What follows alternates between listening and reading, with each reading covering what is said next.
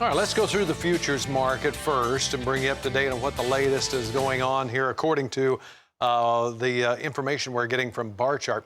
And then it's our weekly visit with Ben Hushon. July corn up 4.5, 333 3/4.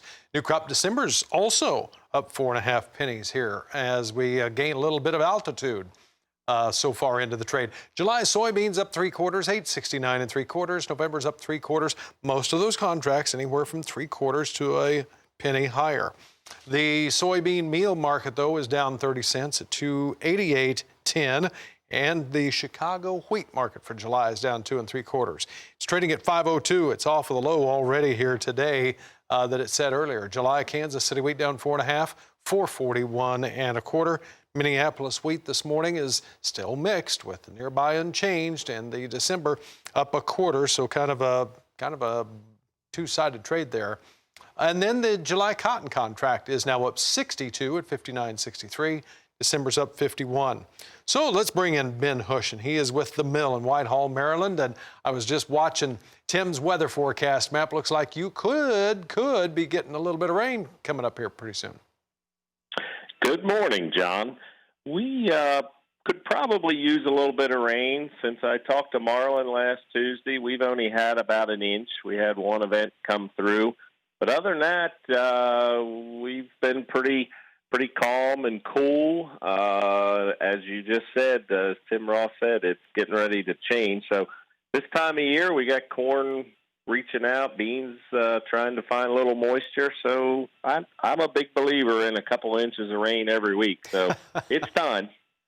Well, here looking at some of these pictures, I see ripening wheat in the background. Yes, you do.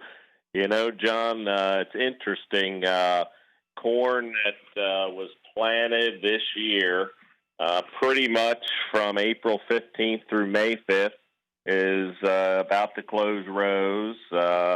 And I just think about from the farmer's view, they're pressing to top dress nitrogen and spray weeds. And there's some fellows working on barley that wasn't frosted or frozen.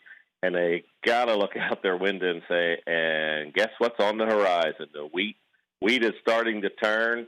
And, oh, by the way, there's still a lot of hay with all the horse clientele, equine clientele in this area.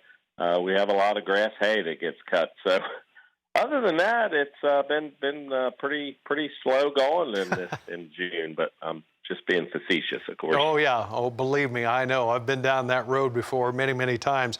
So overall, how would you say the crops are in pretty good shape, better than average? I would say better than average.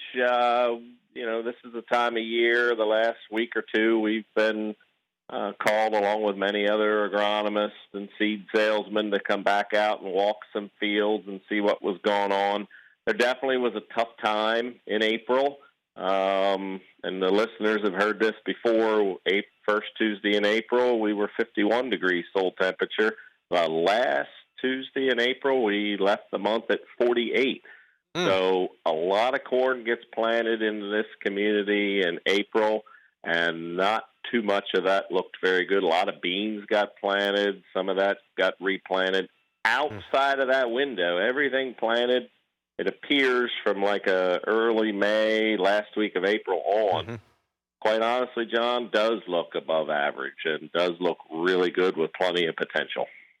Ben, all the best to you and everybody in and around that area. And please tell them all that we said hello from RFD and Rural Radio. We'll talk to you again next week.